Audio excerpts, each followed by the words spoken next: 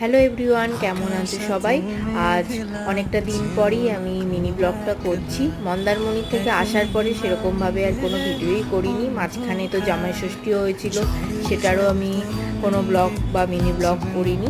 তো আজকেই করছি। আজকে ওয়েদারটা খুবই সুন্দর। আজকে হচ্ছে বুধবার, আর বুধবারে বিকেলের দিকে এরকম ঝোড়ো হাওয়া দিকে তো আর নিজেকে আটকে রাখতে পারলাম না, চলে এলাম সোজা ছাদে।